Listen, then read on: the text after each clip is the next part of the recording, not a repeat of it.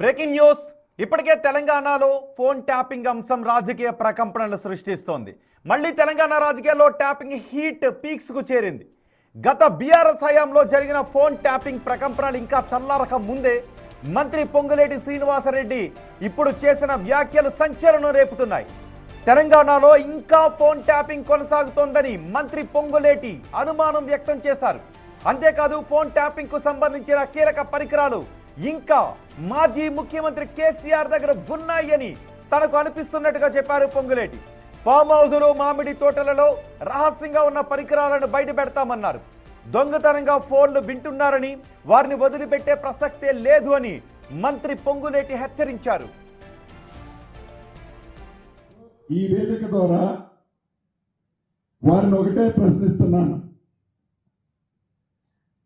ఏవైతే phone tapping జరిగింది అని పదే పదే సుప్రీంకోర్టు జడ్జిల దగ్గర నుంచి, ఆనరబుల్ హైకోర్టు జడ్జిల దగ్గర నుంచి, సామాన్య కుటుంబ సభ్యుల దగ్గర నుంచి, చివరికి భార్య భర్తల దగ్గర నుంచి తన సొంత కూతురు ఫోను, తన సొంత అల్లుడి ఫోను ట్యాప్ చేశామని కేంద్ర ప్రభుత్వంలోని మంత్రులు, రాష్ట్రంలోని అనేక మంది ప్రముఖులు ఆనాడు గగ్గోలు పెట్టింది నిజం ఎంతైతే ఉందో, ఆ ఫోన్ ట్యాపింగ్ సంబంధించిన ఎక్విప్మెంట్లు ఇంకా వీరి దగ్గర ఉన్నట్లు నాకు అనిపిస్తుంది. ఏదైతే నేను కాన్ఫరెన్స్ లో నేను తీసుకున్న కాల్ని నేను ఏం మాట్లాడానో అని మీరు అడుగుతున్నారో, వీరి దగ్గర ఫోన్ ట్యాపింగ్ చేసి ఉండకపోతే ఇప్పుడు కూడా చేస్తున్నారు. దీన్ని బట్టి ప్రభుత్వం సీరియస్ గా తీసుకుంటుంది. ఈ ఫోన్ ట్యాపింగ్ ఎక్విప్మెంట్ ఇంకా ఉన్నది అని నిర్ధారణ అవుతుంది. కాబట్టి తప్పకుండా ఈ ఫోన్ ట్యాపింగ్ సంబంధించిన దాంట్లో వీరి పాత్ర ఏముందో కూడా ఈ ప్రభుత్వం ఓపెన్ చేస్తుంది. ఇంకా ఎన్ని ఎక్విప్మెంట్లు ఏ మామిడి తోటలలో, ఏ ఫామ్ హౌసెస్ లో ఎవరు ఇంట్లో ఉండి ఇంకా దొంగతనంగా ఈ ఫోన్ ట్యాపింగ్ లో ఎంతమంది వింటున్నారో ఈ ప్రభుత్వం ఎంక్వైరీ చేసి వారిని కూడా చట్టరీత్యా తగు చర్యలు వారి మీద కూడా తీసుకోవడం జరుగుతుంది. సో ఈ వేదిక ద్వారా విన్నారుగా మంత్రి పొంగులేటి ఏం మాట్లాడారు. ఇంకా ఫోన్ ట్యాపింగ్ జరుగుతోందని అనుమానంగా ఉంది. ఎవరి ఇళ్లలో, ఎవరి మామిడి తోటల్లో, ఏ ఫామ్ హౌజుల్లో ఉన్నాయని పొంగులేటి మాట్లాడారు. మంత్రి పొంగులేటి చెప్పినట్లుగా ఫోన్ ట్యాపింగ్ పరికరాలు కేసీఆర్ దగ్గర ఇంకా ఉన్నాయా? ఒకవేళ ఉంటే కేవలం రాజకీయ నాయకులవేనా, లేక అధికారుల ఫోన్లు కూడా ట్యాప్ అవుతూ ఉన్నాయా? ఫామ్ హౌజులు, మామిడి తోటల్లో అసలు ఏం జరుగుతోంది? ఇప్పుడు ఇదే అంశం రాష్ట్ర రాజకీయాల్లో ప్రకంపనలు సృష్టిస్తోంది.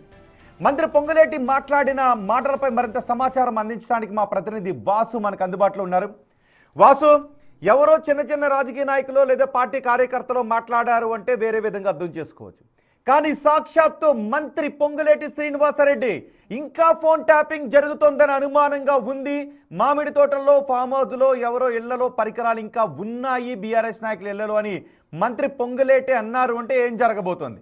అసలు ఈ డౌట్ మంత్రి పొంగులేటికి ఎందుకు వచ్చింది? మరిన్ని సోదాలు మామిడి తోటల్లోనో, ఫామ్ హౌస్ల్లోనో జరిగే అవకాశాలు కనిపిస్తున్నాయా ఈ వ్యాఖ్యలతో?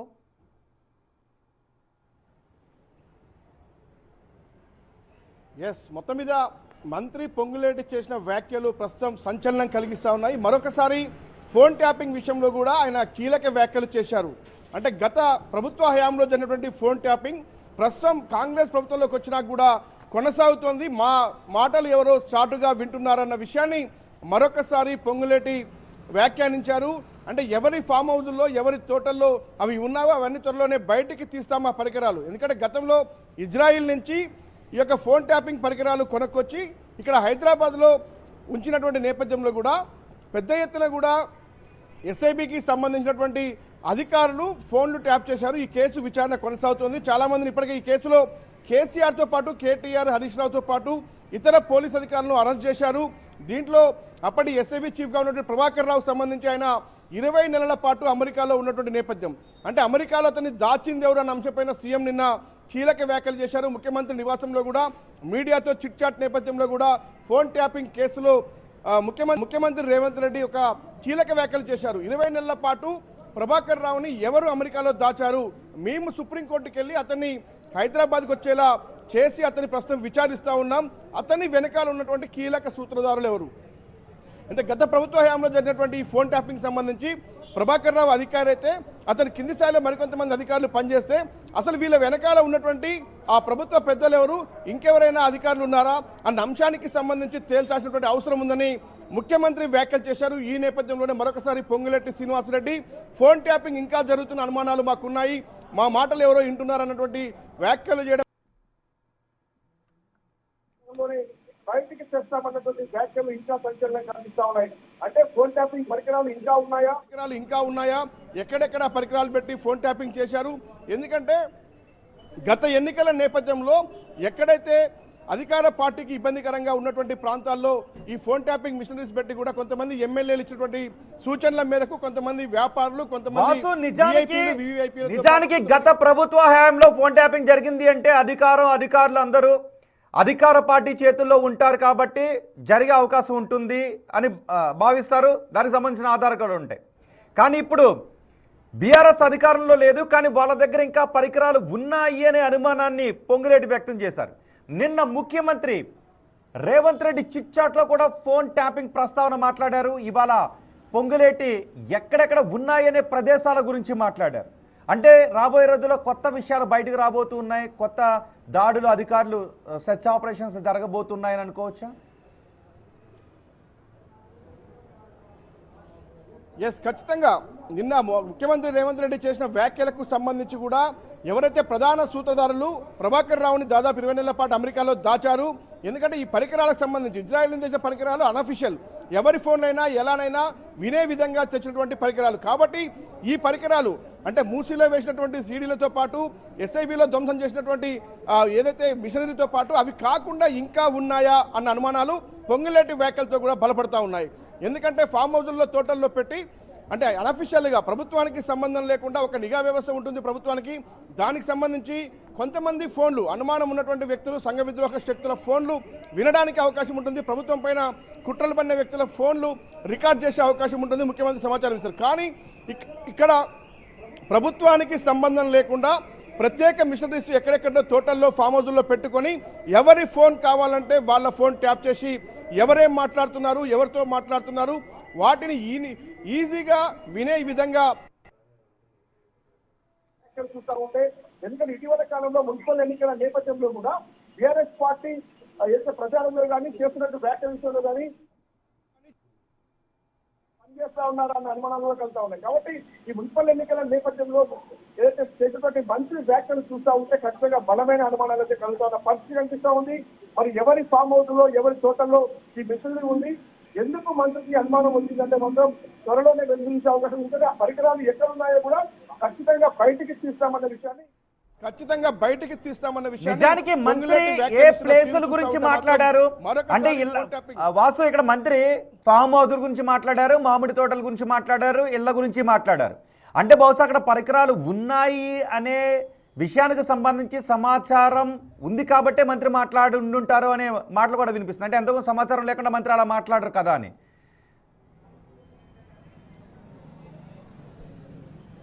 ఎస్, ఇప్పుడు ఖచ్చితంగా కూడా ఇన్వెస్టిగేషన్ కొనసాగుతోంది, చాలా పెద్ద ఎత్తున కూడా దర్యాప్తు సాగుతుంది. మాజీ ముఖ్యమంత్రి కేసీఆర్ విచారించారు, అప్పటి ఉన్నటువంటి మంత్రులకు సంబంధించి హరీష్ రావు, కేటీఆర్తో పాటు సంతోష్ రావును విచారించారు.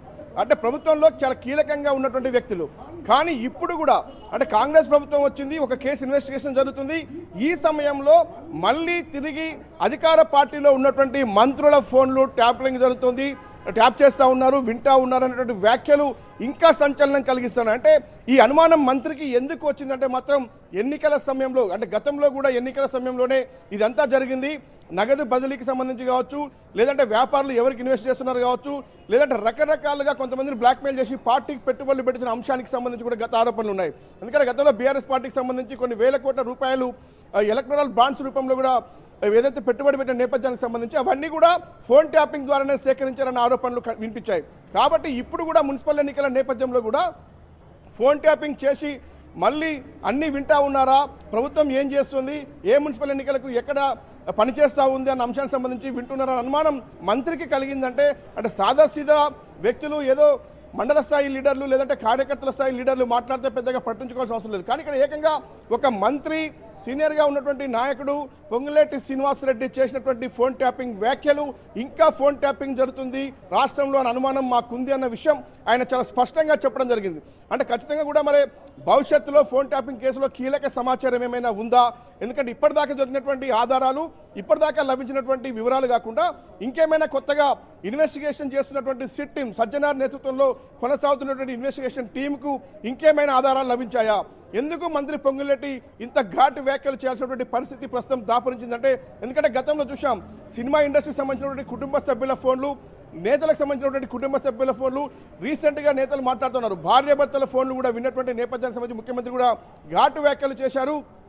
ఇందులో ఉన్నటువంటి అధికారులు దేశం విడిచి పారిపోవాల్సిన పరిస్థితి ఎందుకు ఏర్పడింది, 20 నెలల పాటు ప్రభాకర్ రావుని అక్కడ ఎందుకు దాచారంటే ఖచ్చితంగా తప్పు చేశారు, ఖచ్చితంగా దీంట్లో క్లియర్ ఎవిడెన్స్ ఉంది కాబట్టి ఎక్కడ కూడా ఆయన రాకుండా ఉండేది ప్రయత్నాలు సాగించారు. కానీ ఆ సమయంలో ప్రభుత్వం ఖచ్చితంగా కూడా సుప్రీంకోర్టుకు వెళ్ళి ప్రభాకర్ రావును హైదరాబాద్ రప్పించే ప్రయత్నాలు చేశాం. ఆ తర్వాత ఇన్వెస్టిగేషన్ ఇప్పుడు ప్రస్తుతం ఏదైతే గత 3 నెలలుగా ఇన్వెస్టిగేషన్ స్పీడప్ అయింది. ఈ నేపథ్యంలోనే కేసీఆర్ కు కూడా నోటీసులు జారీ చేసి విచారించారు. కానీ ఇప్పుడు పొంగులేటి శ్రీనివాసరెడ్డి చేస్తున్న వ్యాఖ్యలు చూస్తూ ఉంటే అంటే సిట్కు కానీ లేదంటే ప్రభుత్వానికి కానీ ఏదైనా అత్యంత విశ్వసనీయమైన సమాచారం ఏమైనా లభించిందా, పొంగులేటి శ్రీనివాసరెడ్డికి సంబంధించి కూడా ఇంకా ఫోన్ ట్యాపింగ్ తెలంగాణలో కొనసాగుతుంది, మా ఫోన్లు ఎవరో చాటుగా వింటా ఉన్నారు, ఆ గుట్టు త్వరలోనే విప్తాం, ఏ ఫామ్ హౌస్ లో ఏ తోటల్లో పరికరాలు ఉన్నాయో వెలికి తీస్తామన్న వ్యాఖ్యలు మాత్రం ప్రస్తుతం రాష్ట్రంలో సంచలనం కలిగిస్తా ఉన్నాయి. రైట్ వాసు, ఫోన్ ట్యాపింగ్ విషయానికి సంబంధించి మంత్రి పొంగులేటి శ్రీనివాసరెడ్డి మరో సంచలన వ్యాఖ్యలు చేశారు. ఇప్పటికీ ఫోన్ ట్యాపింగ్ జరుగుతోంది, బీఆర్ఎస్ నేతలు అధికారంలో ఉన్నప్పుడు తెప్పించుకున్న పరికరాలను రహస్యంగా వాళ్ళ ఫామ్ హౌస్లో, మామిడి తోటల్లో, కొంతమంది ఇళ్లలో పెట్టి ఫోన్ ట్యాపింగ్కి పాల్పడుతున్నారు అని పొంగులేటి శ్రీనివాసరెడ్డి ఆరోపించారు. త్వరలో అన్ని వివరాలు బయటకు వస్తాయన్నారు. ఒకసారి పొంగులేటి ఏం మాట్లాడారో చూద్దాం. ఈ వేదిక ద్వారా వారిని ఒకటే ప్రశ్నిస్తున్నాను, ఏవైతే ఫోన్ ట్యాపింగ్ జరిగింది అని పదే సుప్రీంకోర్టు జడ్జిల దగ్గర నుంచి, ఆనరబుల్ హైకోర్టు జడ్జిల దగ్గర నుంచి, సామాన్య కుటుంబ సభ్యుల దగ్గర నుంచి, చివరికి భార్యాభర్తల దగ్గర నుంచి తన సొంత కూతురు ఫోను, తన సొంత అల్లుడి ఫోను ట్యాప్ చేశామని కేంద్ర ప్రభుత్వంలోని మంత్రులు, రాష్ట్రంలోని అనేక మంది ప్రముఖులు ఆనాడు గగ్గోలు పెట్టింది నిజం ఎంతైతే ఉందో ఆ ఫోన్ ట్యాపింగ్ సంబంధించిన ఎక్విప్మెంట్లు ఇంకా వీరి దగ్గర ఉన్నట్లు నాకు అనిపిస్తుంది. ఏదైతే నేను కాన్ఫరెన్స్ లో నేను తీసుకున్న కాల్ని నేను ఏం మాట్లాడానో అని మీరు అడుగుతున్నారో, వీరి దగ్గర ఫోన్ ట్యాపింగ్ చేసి ఉండకపోతే ఇప్పుడు కూడా చేస్తున్నారు. దీన్ని బట్టి ప్రభుత్వం సీరియస్ గా తీసుకుంటుంది. ఈ ఫోన్ ట్యాపింగ్ ఎక్విప్మెంట్ ఇంకా ఉన్నది అని నిర్ధారణ అవుతుంది. కాబట్టి తప్పకుండా ఈ ఫోన్ ట్యాపింగ్ సంబంధించిన దాంట్లో వీరి పాత్ర ఏముందో కూడా ఈ ప్రభుత్వం ఓపెన్ చేస్తుంది. ఇంకా ఎన్ని ఎక్విప్మెంట్లు ఏ మామిడి తోటలలో, ఏ ఫామ్ హౌసెస్ లో, ఎవరు ఇంట్లో ఉండి ఇంకా దొంగతనంగా ఈ ఫోన్ ట్యాపింగ్ లో ఎంతమంది వింటున్నారో ఈ ప్రభుత్వం ఎంక్వైరీ చేసి వారిని కూడా చట్టరీత్యా తగు చర్యలు వారి మీద కూడా తీసుకోవడం జరుగుతుంది. సో ఈ వేదిక ద్వారా